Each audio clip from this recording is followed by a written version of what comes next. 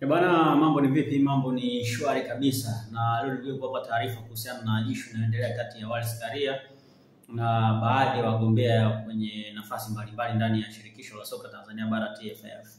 Unajua sasa hivi kuna shinikizo kubwa la watu kutaka Wallace Karia ajiuzulu, lakini issue kubwa kwa taarifa ambazo mimi nimezipata ni kwamba watu wanataka Karia ajiuzulu kwa sababu ya interest zao binafsi, lakini sio kwa sababu ya uongozi mbaya ambao amekuwa nao Wallace Karia kwenye shirikisho la soka Tanzania bara. Na inaelezwa kwamba kuna kiongozi mmoja wa juu ambaye sio kiongozi wa mpira ambaye ndo alimwambia Wallace Karia inabidi ajiuzulu ili apishe watu wengine.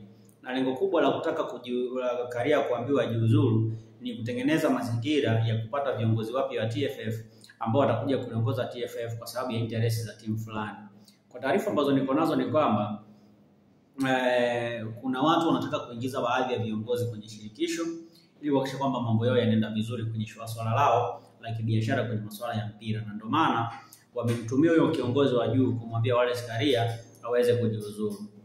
Kwa taarifa ambazo niko nazo ni kwamba wanataka wakipata nafasi ya kuongoza shirikisho waweze kupitia mikataba mbalimbali ambayo TFF wamesaini na makampuni mbalimbali, ili ikiwezekana hiyo mikataba ivunjwe, alafu waikaribishwe wapinza wa makampuni mengine ambayo yatakuja kuwekeza kwenye hizo nafasi ambazo hao watu watakuwa wameondolewa.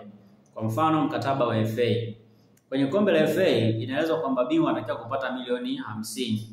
Lakini mkataba ule wa benki ya CRDB inatoa zaidi ya milioni 200 kwa mwaka. Sasa wanataka kurenew mkataba kwamba pesa nyingi iende kwenye bingwa wa club wa mashindano na isiende kwenye mambo mengine ya kiuendeshaji.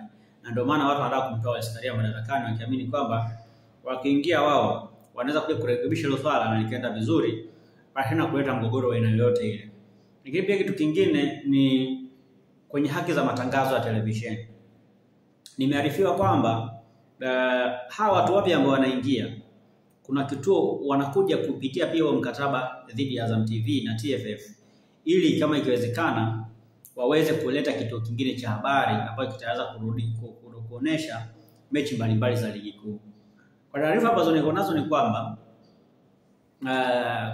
kuna mfanyabiashara mmoja mkubwa tu yupo hapa kwenye mpira wetu, anataka kufungua televisheni yake na kuanza kutafuta vingamuzi vyake, kuuza vingamuzi vyake, na atataka atafungua pia na redio yake.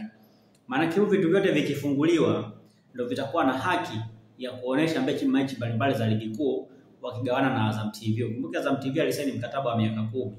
Kwa hiyo kwenye hiyo miaka 10 bado haijamalizika, ndio kwanza msimu wa 3, bado miaka 7. Kwa hiyo wanataka kumtoa Wallace Karia ili vitu vyote viweze kufanyika, ili waweze kuharibu hiyo mikataba, waweze kuingiza mikataba mingine. Kitu ambacho kinaweza kupeleka mabaya sana kwenye mpira wetu. Sisi kwa sasa hivi kwenye nchi yetu tuna mpira umekuwa sana. Kwa hiyo tunahitaji kupata viongozi ambao wana vision kubwa. Viongozi ambao wana uwezo wa kufanya mpira wetu ukue zaidi, lakini sio kutaka kurudisha nyuma. Lakini pia ambacho wanakitaka watu ni kutaka kurudisha mpira wetu nyuma, na ndio maana wanagombana na bodi na rais wa TFF Wallace Karia. Na ukumbuke ili mikataba yote iweze kufanywa maboresho ama iweze kufanywa mabadiliko, inabidi Wallace Karia aweze kutoka madarakani.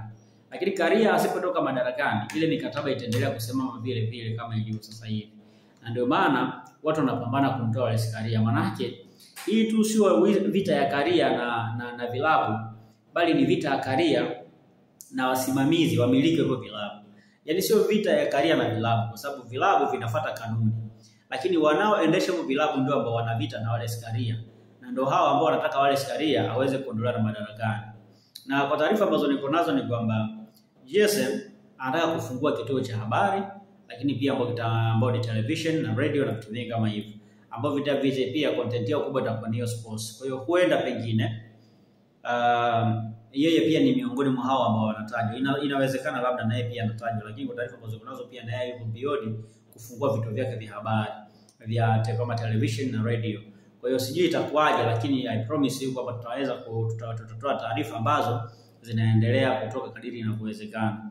Lakini mpaka hivi sasa bado mambo ni magumu sana kwa TFF kwa sababu watu wanataka watoke na Wallace Karia ameambiwa ajiuzuru. Amepewa muda na huyo kiongozi wa juu, ameambiwa afanye mpango aweze kujiuzuru ili mambo mengine yaweze kwenda sawia kama ambavyo imepangwa hapo awali. Kwa hiyo kwa sasa hivi Karia ana mtihani mkubwa sana. Kwa wale ambao mnatamani kuona Karia anaendelea kuwa rais wa shirikisho, inabidi mzidi kumwombea kwa sababu anapitia kwenye wakati mgumu sana. Anapitia changamoto ambazo katika hali ya kawaida hata kama ungekuwa ni wewe usingeweza kuzivumilia.